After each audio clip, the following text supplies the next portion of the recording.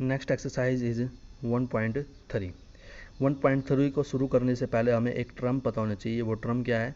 Subset. Subset क्या होता है? कोई भी सेट सबसेट कहलाएगा अगर उसका हर एक एलिमेंट किसी दूसरे सेट में लाई कर रहा होगा। ठीक है, कोई भी सेट सबसेट कहलाएगा अगर उसका हर एक एलिमेंट किसी दूसरे सेट के अंदर जो है लाई कर रहा होगा। तो एक एग्जांपल के थ्रू हम देख लेते हैं। जैसे मेरे पास एलिमेंट है 2 और 3 और वे अगर लाई कर रहे हैं किसके अंदर? 1 2 3 के अंदर। आप लोग देख ही रहे होंगे ये जो 2 और 3 है वो इसके अंदर लाई कर रहा है, तो हम क्या कहेंगे यहाँ पर? ये क्या है? इसका सबसेट। और ये क्या होता है? सबसेट का सिंबल होता है। इसके थ्रू जो है सबसेट को रिप्रेजेंट किया जाता है। अब मान लीजिए यहाँ पर कोई और एक एलिमेंट होता है, जैसे 4 होता है, लेकिन ये 4 जो है हमारा इसके अंदर लाई तो नहीं कर रहा है, तो हम क्या कहते हैं? यहाँ पर ये सबसेट नहीं है। नॉट सबसेट इस तरीके से रिप्रेजेंट किया जाता।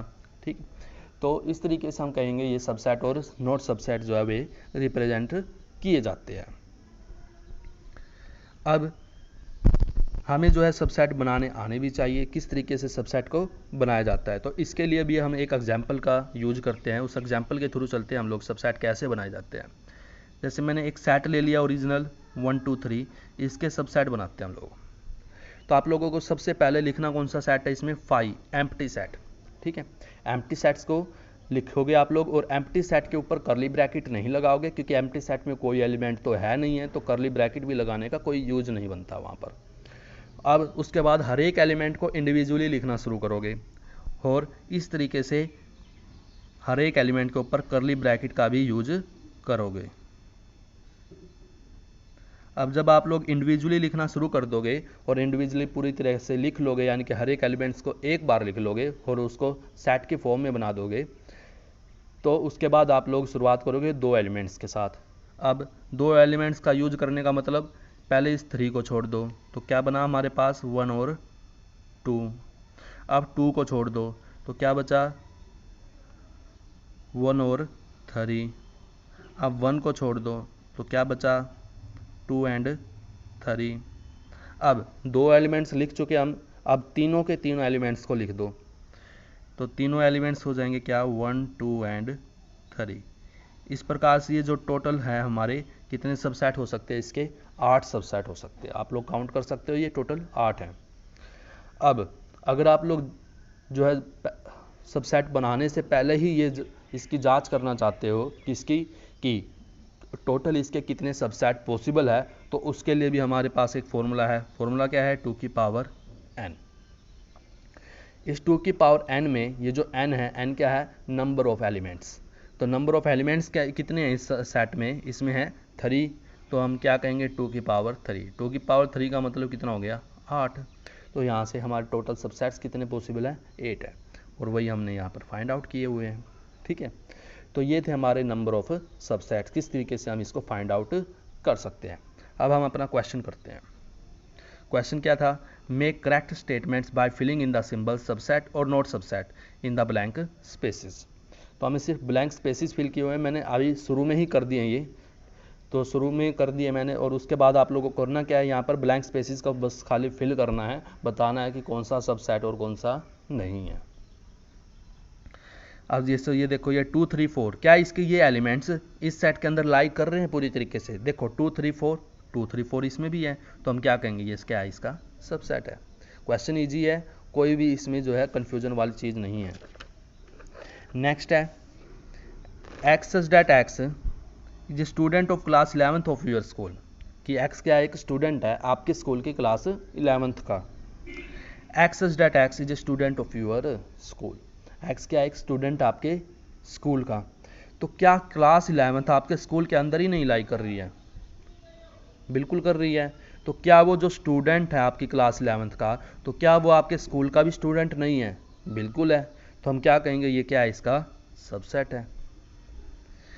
अब यहाँ पर क्या है? ABC और यहाँ पर क्या है? BCD। ये देखोगे आप लोग, ये जो A एलिमेंट है वो इसके अंदर लाई नहीं कर रहा है, तो ये क्या है? ये सबसेट नहीं है। नेक्स्ट देख लेते हैं हम 4th पार्ट।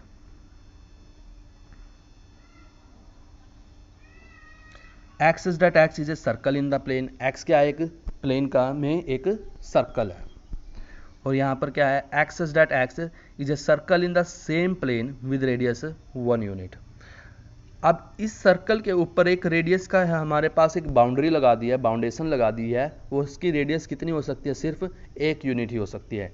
लेकिन क्या इस सर्कल के ऊपर कोई बाउंड्री लगी है, बिल्कुल भी नहीं लगी। इसकी रेडियस आप चाहे 2 कर लो, आप चाहे 100 कर लो, आप चाहे 1000 कर लो, कितनी भी आप लोग कर सकते हो, कितनी भी यूनिट कर सकते हो, ठीक है। लेकिन इस सर्कल के ऊपर रेडियस सिर्फ 1 यूनिट ही हो सकती है। तो क्या 100 यूनिट वाला सर्कल जो होगा, क्या 100 यूनिट वाला जो सर्कल है इस रेडियस 1 यूनिट के अंदर लाई करेगा, बिल्कुल भी नहीं करेगा। तो ये इसका सबसेट नहीं है। नेक्स्ट देख लेते हैं fifth part, x such that x is a triangle in a plane. X क्या है, एक ट्रायंगल है प्लेन के अंदर, और यहाँ पर क्या है, रेक्टेंगल। क्या ट्रायंगल और रेक्टेंगल का कोई मेल है, बिल्कुल भी नहीं है। तो क्या है ये नोट। नेक्स्ट पार्ट है, x such that x is A equilateral triangle. तो यहाँ पर एक्स क्या है, एक इक्विलैटरल ट्रायंगल की बात कर रहा है। तो इस केस में सिर्फ इक्विलैटरल ट्रायंगल की हम बात करेंगे। लेकिन यहाँ पर क्या है, x such that x is a triangle in the same plane. यहाँ पर कोई भी ट्रायंगल पॉसिबल हो सकती है। कोई भी ट्रायंगल मतलब इसके अंदर चाहे आप लोग इक्विलैटरल ट्रायंगल की बात करो, चाहे आइसोस्केल्स ट्रायंगल की बात करो, चाहे राइट एंगल ट्रायंगल की बात करो, चाहे स्केलन ट्रायंगल की बात करो, मीन्स आप लोग कोई सी भी ट्रायंगल की पॉसिबिलिटीज़ यहाँ पर देख सकते हो। लेकिन बाउंड्री यहाँ पर लगी है लेफ्ट हैंड साइड में, तो कहने का मतलब ये इक्विलैटरल जो ट्रायंगल होगी हमारी, ये इसके अंदर तो आएगी ही आएगी, इस ट्रायंगल के अंदर। सो ये क्या हो गया, इसका सबसेट हो गया। नेक्स्ट है, x such that x is an even natural number. यहाँ पर क्या है, एक्स एक इवन नेचुरल नंबर, और यहाँ पर क्या है, इंटीजर। इवन नेचुरल नंबर कौन से होते हैं हमारे, 2, 4, 6, 8 एंड सो ऑन। तो हमें फिल इन द ब्लैंक्स करना है। और यहाँ पर क्या है, यहाँ पर है इंटीजर। इंटीजर जिसमें नेगेटिव नंबर और पॉजिटिव नंबर दोनों ही इंक्लूड होते हैं, -2, -1, 0, 1, 2, 3 एंड सो ऑन। तो क्या ये जो 2, 4, 6, 8 है ये इसके अंदर लाई नहीं करेगा, बिल्कुल करेगा। तो ये क्या हो गया, इसका सबसेट हो गया। तो ये था हमारा क्वेश्चन नंबर 1।